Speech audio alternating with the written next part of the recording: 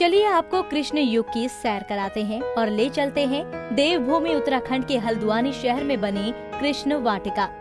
इस अनोखी वाटिका का निर्माण हल्द्वानी वन अनुसंधान केंद्र द्वारा किया गया है। लगभग 1 एकड़ भूमि पर तैयार की गई इस वाटिका में कृष्ण काल में मौजूद वनस्पतियों को लगाया गया है। इसमें त्रेता युग के कई प्रकार के पेड़ पौधे लगाए गए हैं, जिनमें जड़ी बूटियों से लेकर फलदार और हरियाली देने वाले पेड़ भी हैं। भगवान कृष्ण को पेड़ पौधों से बहुत लगाव था, लेकिन बैजंती, कदम, कृष्णवट यानी माखन कटोरी और मौलश्री से उनको बेहद लगाव था। वन अनुसंधान केंद्र ने श्री कृष्ण से जुड़ी यादों के साथ एक वाटिका तैयार की है, जिसका नाम कृष्ण वाटिका रखा गया है। हमने यहाँ पे कृष्ण वाटिका बनाई है और भी बहुत वाटिका बनाई है। चूँकि इस समय लॉकडाउन की स्टेज है, इसलिए हम ये भी आम पर्यटन के लिए या जनता के लिए इसको भी नहीं खोल रहे हैं। जैसे ही लॉकडाउन की स्थिति खत्म होगी, हम आम जनमानस को यहाँ पे बुलाएंगे और ताकि इन वनस्पतियों के बारे में लोग अवलोकन कर सकें और जो पुराने जो हमारे जो भी धार्मिक महत्व के लोग हैं, उनकी जो विधाएँ हैं, उनको लोग यहाँ पर उनकी सराहना कर सकें। आइए देखते हैं इस वाटिका में क्या क्या विशेष है। पत्तियों का कटोरे जैसा आकार, छोटी पत्तियां चम्मच के आकार की। ये पेड़ माखन कटोरी का है, जिसे कृष्ण वट भी कहा जाता है। माना जाता है कि माखन की चोरी करने के बाद जब कृष्ण भाग रहे थे, तो उनकी माँ यशोदा ने उन्हें पकड़ लिया। यशोदा मैया की डांट से बचने के लिए भगवान श्री कृष्ण ने माखन को एक पेड़ के पत्तों की कटोरी बनाकर छिपा दिया। मान्यता है कि तभी से उस पेड़ की पत्तियों का आकार कटोरी जैसा हो गया और उसके बाद से पेड़ की इस किस्म को माखन कटोरी कहा जाने लगा।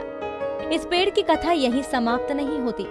श्री कृष्ण ने यशोदा मैया से डांट सुन ली और इसके बाद माखन पिघल गया और ये पत्तियों की बनी कटोरी से बहने लगा। कहा जाता है कि इसी वजह से जब इस पेड़ के पत्तों को तोड़ा जाता है तो उसमें से एक रस निकलता है, जिसे माखन कहते हैं। यही नहीं, वन अनुसंधान केंद्र हल्द्वानी में कदम के पेड़ भी बड़ी मात्रा में मौजूद है। मान्यता है कि कदम के पेड़ों पर चढ़कर गोपियों को रिझाते थे। भगवान कृष्ण से जुड़ी एक और चीज जिसका वर्णन श्री कृष्ण की आरती में भी है। गले में वैजंती माला को भी हल्द्वानी वन अनुसंधान केंद्र संरक्षित कर रहा है। यानी अगर जन्माष्टमी पर आप भगवान कृष्ण को खुश करना चाहते हैं, तो कृष्ण से जुड़ी हर चीज आपको यहाँ मिल जाएगी। हम यहाँ पे जो हमने एक कृष्ण वाटिका बनाई है, इसमें 4 तरह की वनस्पतियाँ हमने रोपित की हैं। सबसे पहले है बैजंती, जो भगवान कृष्ण माला पहनते थे। उसके बाद कदम्ब है, उसके बाद बकुल या मौलसरी है, फिर है माखन कटोरी, जिसको हम बोलते हैं कृष्णवट। माखन कटोरी की खासियत क्या? हाँ, माखन कटोरी चूँकि इसमें ये कहा गया है कि भगवान कृष्ण इस पौधे से अपने मक्खन और दही वो खाते थे। इस समय जो जैव विविधता की महत्व से अगर हम इस पौधे की बात करें, क्योंकि फाइकस प्रजाति का पौधा है, इसमें जो वो चेरीज निकलती हैं उसमें बर्ड्स उसको इम्पोर्टेंट, इसको बर्ड्स के लिए इम्पोर्टेंट है। फ्रूट है, लंगूर बंदरों के लिए फ्रूट है। और उसका जो सबसे महत्वपूर्ण धार्मिक ये है कि उसका जो पत्ते का शेप है वो बिल्कुल चम्मच की तरह है और धार्मिक मंदिरों में इसका बहुत ज़्यादा महत्व है। हमने इस पौधे को हम मंदिरों में लगा भी रहे हैं। बैजंती जी, बैजंती चूँकि भगवान कृष्ण के लिए कहा कि गले में बैजंती माला। बैजंती का जो दाना है, इसमें प्रकृति ने ही इसमें होल दिया गया है। इसमें अलग से होल करने की जरूरत नहीं होती, सीधे रस्सी उसमें अपना धागा लगाएं और माला पहन सकते हैं। और ये शरीर को निर्मल बनाने में बहुत बड़ा भूमिका इस बैजंती की है। और कदम्ब के भी बड़े ऊंचे पेड़, छोटे पेड़ आपके यहाँ हैं, इसका क्या? देखिए, कदम्ब में भगवान कृष्ण के बारे में कहा गया कि कूल कदम्ब की डारिन। कदम्ब के पौधे में भगवान कृष्ण अपनी रासलीलाएं रचाए थे, गोपियों के कपड़ों को छुपाया करते थे। ये कहा गया है, पुराणों में ऐसा देखा गया है।